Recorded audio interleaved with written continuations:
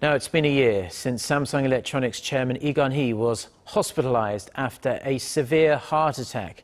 And many industry watchers have been keeping an eye on his only son and heir apparent, who stepped up to run Korea's biggest company. Kwon Soa reports. Not much is known about the condition of Samsung's #1 Lee Kun-hee since his heart attack last year. The company and the private hospital which is treating him say Lee is recovering, but they admit his cognitive functions have not returned. Ever since that day, Lee's only son, Lee Jae, Samsung Electronics vice chairman, has been at the reins.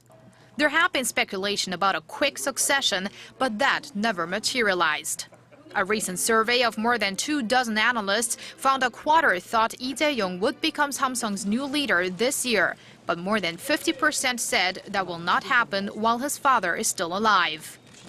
Nevertheless, 46-year-old Lee has been actively engaged in the company's management, acquiring 8 foreign companies.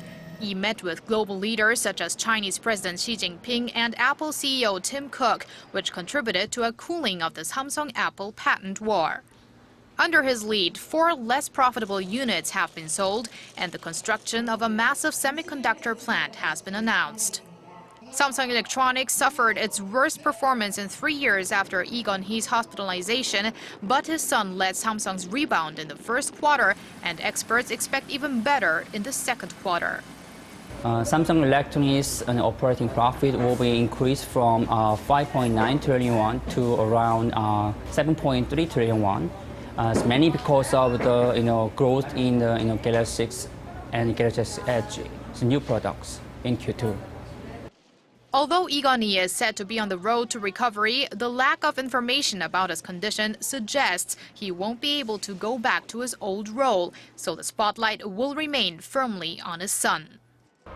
Analysts stress Lee Jae still has a lot on his plate. They say he has to identify Samsung's next growth engines to prove to everyone that he can follow in his father's footsteps. Kwon Soa, Arirang News.